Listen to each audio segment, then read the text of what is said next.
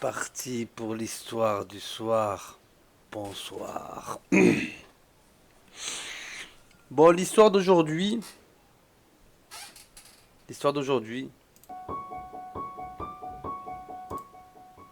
c'est la suite du chapitre 1 de la petite fille. Donc pour ceux qui ont vu l'histoire, le chapitre 1, bon, vous avez suivi l'histoire. Et pour ceux qui n'ont pas vu le chapitre 1, je vais faire un récapitulatif du chapitre 1, rapide.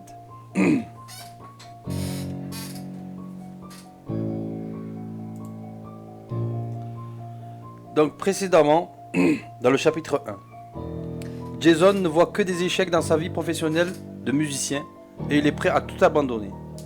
C'est alors que sa femme Emily réussit à le convaincre de changer d'endroit, voyant en New York un endroit néfaste pour son mari.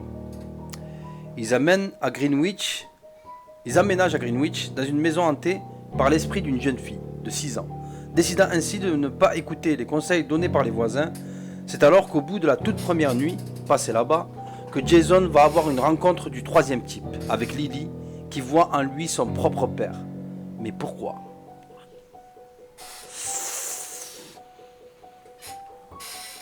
Donc, on commence le chapitre 2.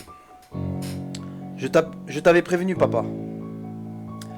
Je n'avais pas fermé les yeux de la nuit. Comment pouvais-je ? Trop de choses me passaient par la tête et c'était impossible pour moi de savoir si ce que j'avais vu était bien réel ou si c'était mon imagination. C'était mon imagination qui était en train de s'amuser avec moi. Mais une chose revenait à chaque fois dans mon esprit. Lily, ou ce que j'avais vu dans la nuit. Cette gamine que je trouvais magnifique s'était transformée en une abomination, couteau à la main, aux yeux rouges et au rire grave et démoniaque. Que voulait-elle de moi ? Pourquoi moi ? Et pourquoi m'avait-elle appelé papa ? Le jour se levait tout doucement et je ne pouvais plus rester là à penser à tout ça. Emily dormait encore, toujours avec ce sourire sur le visage. De quoi ou de qui rêvait-elle ? Parce qu'elle n'était sûrement pas en train de faire un cauchemar. J'ai pris le temps de revoir un peu mes compositions musicales et à chaque mouvement que je faisais, une odeur de transpiration qui voyageait à travers ma barbe et jusqu'à mon nez. Il fallait que je me douche et que je me rase. C'était plus possible. Je suis donc parti me coucher et au même moment, Emily se réveilla me disant « Bon chérie, bien dormi ? Mais oui. Et j'ai fait un rêve dont il faut... Mais oui. Et j'ai fait un rêve dont il faut absolument que je te parle. » Si seulement elle savait. Non seulement je n'avais pas bien dormi à cause du cauchemar, mais ce même cauchemar était devenu en quelque sorte réalité et s'était tenu devant moi dans la nuit. Je me suis rappelé que je voulais lui en parler, mais finalement j'ai décidé de garder ça pour moi pour le moment, en lui disant que j'avais bien dormi, moi aussi. Et je suis parti me coucher. Emily était partie préparer le déjeuner que je voulais moi-même préparer. Je suis resté sous l'eau bouillante de la douche environ... Me doucher, pas me coucher, me doucher. Je suis resté sous l'eau bouillante de la douche environ 15 minutes, pensant encore et encore à hier soir. En sortant, j'ai remarqué qu'il y avait de la buée partout dans la salle de bain. Et c'était agréable. J'ai commencé à me raser devant le grand miroir du lavabo. Et dans un moment d'inattention, je me suis légèrement coupé. Je me suis abaissé pour me laver le visage. Et en relevant les yeux, quelque chose était écrit sur le miroir avec de la buée.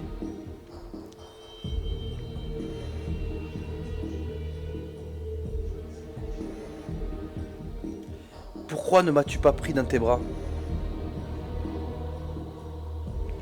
Avec la buée sur le miroir, il y avait écrit « Pourquoi ne m'as-tu pas pris dans tes bras ?» Je devais vivre un cauchemar. Qu'est-ce que c'était que ça ? Je me suis empressé de me laver à nouveau le visage en espérant que le message disparaisse au moment où j'allais relever ma tête. Mais non, il était encore là. Je suis resté à regarder le miroir ne voulant pas croire ce que je voyais. Prenant mon essuie, j'ai vite effacé ce qui était écrit et je suis sorti de la salle de bain à toute vitesse. Ma femme n'était toujours pas là. Elle s'était sans doute installée dans le salon pour regarder la télé. Je suis parti jeter un coup d'œil et effectivement elle était dans le salon, mais elle était en train de regarder un album photo. J'ai pris la peine de m'habiller et je l'ai rejoint.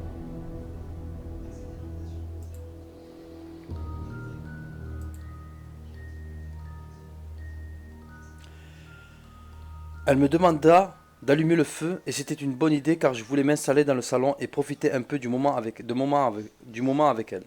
Elle restait encore quelques bouts de bois. Il restait encore quelques bouts de bois qui n'avaient pas cramé. La soirée précédente était parfaite pour un petit feu. J'ai profité du fait que je sois debout pour aller nous préparer un jus d'orange pressé qui allait nous faire le plus grand bien par un matin pareil. Ma femme ne disait plus un mot depuis que j'avais allumé le feu, étant aspirée par l'album photo. D'ailleurs, à qui était ce dernier? Ce silence ne me plaisait pas et je lui ai demandé à qui était l'album photo. Elle me répondit en me disant qu'il appartenait à la famille de la petite Lily et qu'il n'y avait pas une photo sur laquelle la petite n'y était pas. Mais sa voix était tremblante et joyeuse à la fois. Elle avait vu quelque chose dans cet album qui la rendait toute excitée mais aussi inquiète. C'est alors qu'elle m'a dit « Jonas, tu peux venir regarder cette photo ?»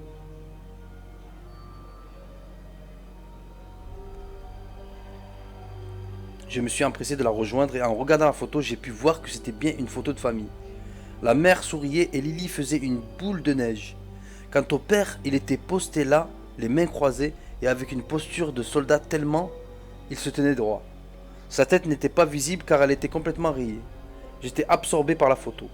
Lily et sa mère semblaient heureuses, mais la raideur du père gâchait tout. Émilie prit la photo de ma main et me dit « Cette fille, je t'ai dit ce matin qu'il fallait absolument que je te parle du rêve que j'ai fait. Eh bien, dans ce rêve que j'ai fait, hier soir, cette fille était dedans. J'étais dans le jardin avec elle et elle était en train de sauter partout et me disait que j'étais la meilleure des mères possibles. Ça m'avait donné le sourire. Je connaissais pas cette gamine, mais je me sentais attaché à elle. Elle continuait de sauter partout quand tout d'un coup, elle a fixé notre chambre du regard. Et tu étais en train de la regarder de là-bas.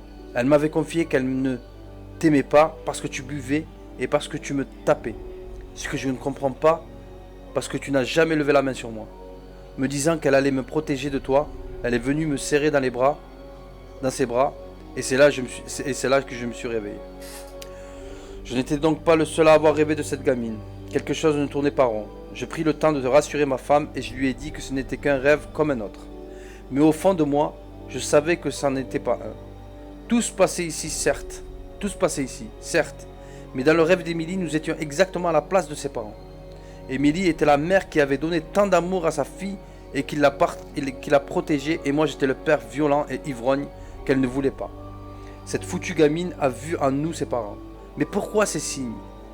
Pourquoi ces apparitions dans nos rêves? Et dans la nuit avec moi, cette gamine nous voulait quelque chose. Mais quoi? Ces questions me dérangeaient parce qu'elles existaient là dans ma tête et j'étais en train de me les poser.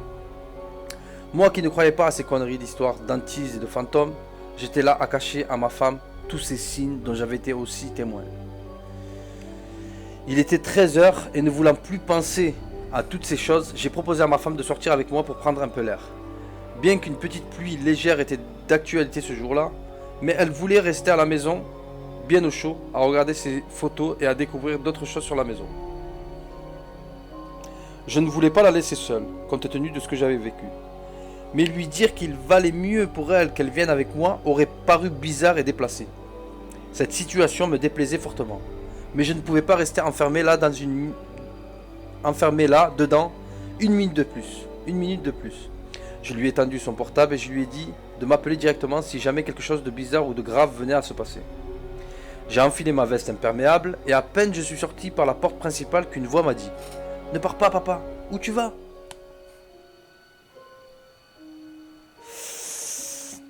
Je me suis retourné, j'ai regardé à droite et à gauche, mais il n'y avait personne. J'ai demandé à Émilie si elle avait entendu quelque chose ou si elle m'avait dit quelque chose elle-même. Et dans les deux cas, la réponse était négative.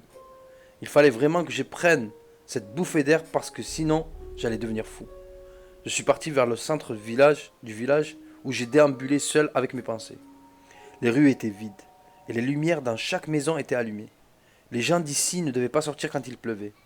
Les heures passaient, et il faisait déjà noir de dehors. Je n'avais aucune idée de l'heure, même de l'heure passée. Je n'avais aucune idée de l'heure, mais quelque chose m'interpella. Émilie ne m'avait toujours pas appelé, ne serait-ce que pour me demander de rentrer. Pas un seul coup de fil. Rien, et ça devenait très bizarre. C'est alors que j'ai décidé de rentrer. Faisant le chemin retour, j'ai remarqué que toutes les maisons avaient les lumières éteintes. Il devait être sacrément tard. Mais arrivé devant notre maison, je fus surpris de voir que les lumières étaient allumées. De dehors, on pouvait entendre une musique jouée au piano. Mais Émilie ne savait pas utiliser un piano. Que se passait-il là-dedans? En rentrant, un spectacle incroyable se dessinait devant mes yeux. La télé passait une image de Lily morte en boucle. Le feu brûlait de son plus fort bien qu'il n'y avait plus de bois ni aucune source de feu dedans. L'album photo était ouvert à l'endroit de la photo familiale, mais à présent le père était complètement déchiqueté dessus et la mère avait une aura blanche dessinée autour d'elle. Devant le piano, il n'y avait personne, mais ce thème musical était joué et ça me donnait la chair de poule. C'était le thème de Michael Myers, un des tueurs en série les plus connus de l'histoire. C'était devenu beaucoup trop glauque. Tout ça n'avait aucun sens. Qu'est-ce que c'était ce spectacle grotesque? Est-ce que je n'avais pas remarqué, en rentrant,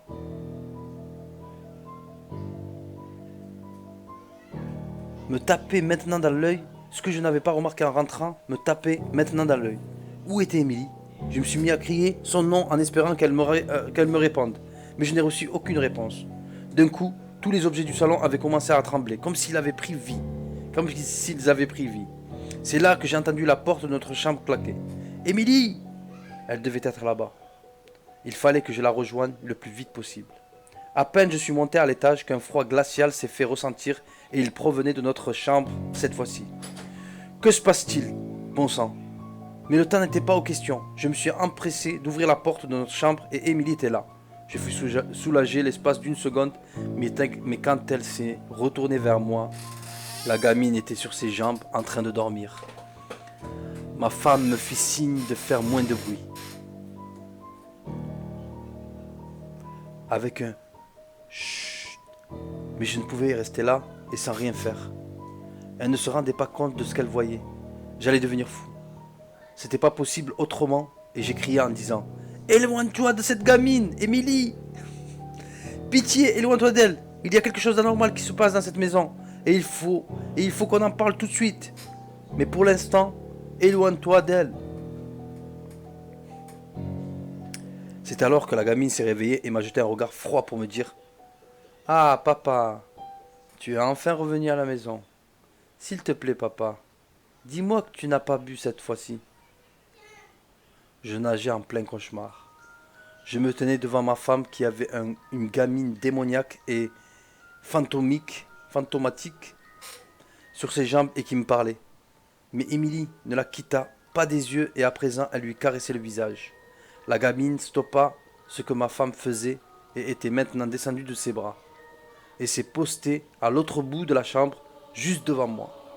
Elle avait commencé à rigoler et les mêmes rires stupides et maléfiques de l'autre fois refaisaient surface.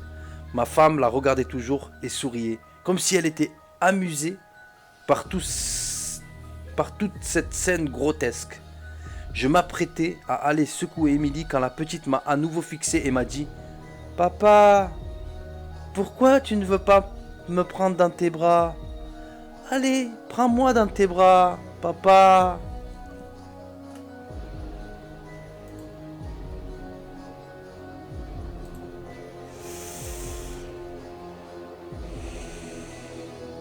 Ce à quoi j'ai répondu d'une voix tremblante mais furieuse. Je sais qui tu es, petite, mais je ne sais pas ce que tu veux. Tu vois en Émilie et moi tes parents, mais je ne suis pas ton père, et Émilie n'est pas ta mère non plus. Dis-moi ce que tu veux pour que tu nous laisses tranquilles. La tête de la gamine avait commencé à pivoter dans tous les sens, comme à des voix à la fois graves et stridentes, avec des voix à la fois graves et stridentes, sortaient à présent de sa bouche, comme si elle était possédée. Émilie s'est levée à ce moment-là et m'a fixé du regard. Ses yeux étaient rouges couleur sang, exactement comme ceux de la gamine. C'était évident, la gamine l'avait sous son emprise. Elle était postée là, à me regarder sans dire un mot. J'ai regardé ma femme et je lui ai répété encore et encore que c'était moi, son mari qui l'aimait tant, en espérant qu'elle revienne à elle-même. C'était en vain. Je devais faire quelque chose parce que je ne pouvais pas laisser ma femme comme ça plus longtemps. C'est là que j'ai dit à la gamine de me regarder et d'écouter ce que j'allais lui dire. Ce à quoi elle s'appliqua instantanément. Et à présent, elle entendait que je lui dise ce que j'avais à lui dire. Mais je ne savais pas quoi lui dire. J'avais fait ça pour attirer son attention. Mais me voilà devant cette créature, sans savoir quoi lui dire. Sans savoir quoi lui dire. D'un coup, ma bouche est ouverte pour lui dire des mots que je n'aurais jamais cru pouvoir lui dire. Écoute-moi bien, Lily. La prochaine fois qu'on se voit, je te prendrai dans mes bras, d'accord? Je te prendrai dans mes bras, d'accord? Maintenant, laisse ma femme tranquille et rends-la moi, s'il te plaît. Bien entendu, je n'allais rien faire de tout ce que je venais de dire. Mais il fallait qu'elle nous laisse tranquille. Elle avait de nouveau commencé à rigoler et tourner la tête dans tous les sens, et à présent elle se dirigeait vers moi. Et le couteau qui était dans sa main gauche, l'autre nuit, était là aussi. Il fallait que je trouve un moyen pour la faire partir, mais je ne pouvais pas laisser ma femme seule avec elle. Elle réfléchit. Réfléchis, Jonas. Réfléchis, bon sang. M'étais-je dit? Ça y est, j'ai trouvé. La nuit précédente, c'était après un coup de tonnerre qu'elle était partie. Mais là, maintenant, il n'y avait ni coup de tonnerre, ni temps mauvais dehors. Tout ce que j'avais sur moi, c'était mes clés et mon portable. Je n'allais pas faire grand-chose avec ça, mais il fallait que je tente le tout pour le tout. Mes clés m'étaient inutiles. Mais peut-être le portable pourrait faire office de la lumière de tonnerre. C'était con comme solution et moi-même je n'y croyais pas. J'ai sorti mon téléphone et j'ai allumé l'appareil photo. Appuyant sur le bouton pour faire la photo, j'ai fermé les yeux espérant de tout mon cœur que la gamine ne soit plus là quand je les ouvrirai à nouveau. J'entendis le bruit qui indique que la photo a été prise et il ne me restait qu'à ouvrir les yeux, mais j'étais mort de trouille.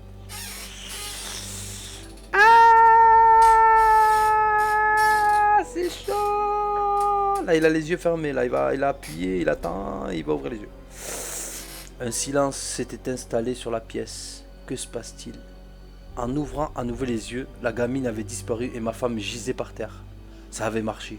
Oui, ça avait marché. Je me suis empressé de prendre ma femme dans les bras pour voir si elle allait bien quand j'ai entendu la voix de Lily qui me dit... Ouais, il est frisson. D'accord, papa. La prochaine fois. Mais tu le promets, hein? Ne me mens pas, papa. Si tu me mens, je ne te laisserai plus voir maman.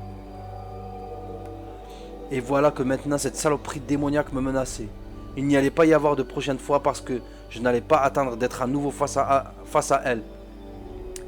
Mais si je voulais être sûr que rien n'arrive à Emily, il fallait que je calme Lily. Avec cette pensée dans la tête, je lui ai répondu que oui, je lui promettais de la prendre dans mes bras.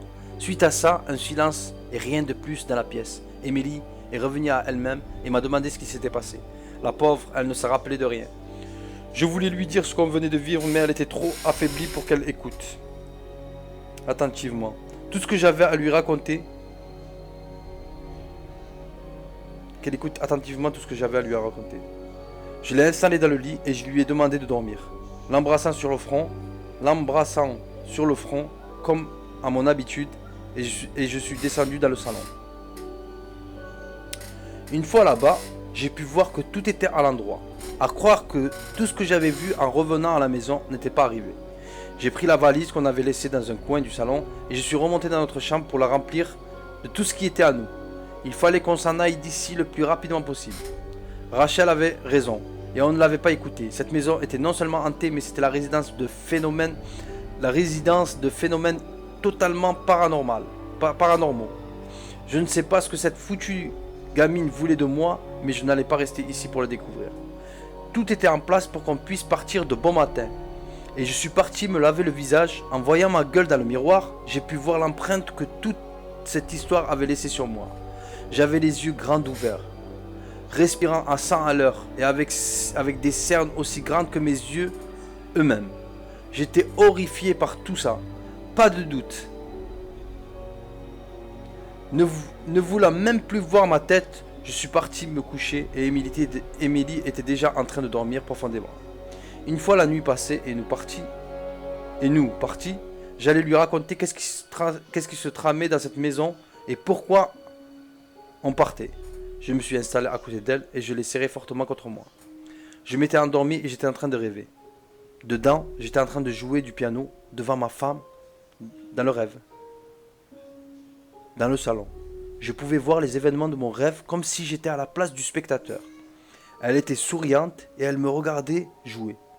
Nous étions en train de manger un gâteau que ma femme avait préparé. Mais quelque chose n'allait pas. Je jouais de la musique, mais je jouais le thème du tueur en série Michael Myers. Pourquoi ma femme était-elle contente dans ce cas? C'était quelque chose de morbide de voir quelqu'un sourire à quelque chose comme ça. Quelque chose n'était pas en règle dans ce rêve. C'est là que Lily est apparue à côté d'elle sur le canapé et m'a dit: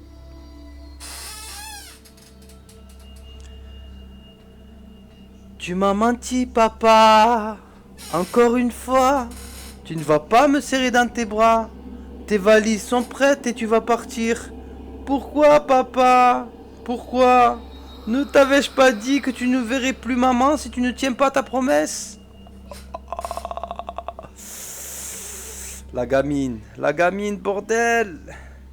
Elle a su que je lui avais menti et là, elle m'envoyait un signe pour me dire que je n'allais plus voir sa mère. Mais qu'est-ce que j'en avais à faire, moi, de sa mère? Émilie! Elle en avait appris Émilie, qu'elle voyait comme sa mère, justement. Il fallait que je me réveille. Je me suis pincé la main, tapé la tête contre le piano, frappé le visage, mais rien ne marchait. Et c'est là que je vis le couteau qui avait servi à couper le gâteau, préparé par ma femme. Si je voulais me réveiller, il fallait que j'aie un sacré choc dans ce foutu rêve. Je me suis jeté sur la table et j'ai pris le couteau pour me le planter dans le cœur. Après ça, tout ce qui était autour de moi, c'était le noir complet. Je tombais encore et encore, je pouvais apercevoir une lumière au-dessus de moi, mais à chaque fois que j'essayais de tendre ma main vers elle, je tombais encore plus. Brusquement, un son strident sonna dans mes oreilles. J'étais revenu à moi et j'étais dans mon lit. Me tournant vers le son, je me suis aperçu que c'était le réveil de mon portable. Il était 2 heures du matin, quel soulagement, car ça voulait dire que j'étais réveillé. Tout ça était fini. Enfin, cette saloperie de gamine jouait avec moi, mais je n'avais pas le temps de jouer avec elle. C'était le matin et il fallait qu'on s'en aille sans perdre plus de temps, dans cette maison de malheur. J'ai fermé les yeux et pour la première fois de ma vie, j'ai remercié le ciel de m'avoir permis de revoir la lumière du jour. Me tournant vers Émilie pour voir si elle allait bien, je suis resté pétrifié car le cauchemar n'était pas fini. Toute cette horrible histoire continuait encore. Émilie n'était plus là et sur le mur, il y avait un message écrit en lettres de sang. Je t'avais prévenu, papa.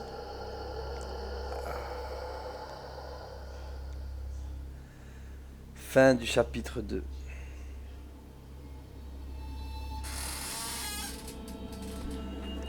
Ouh! C'était long, non?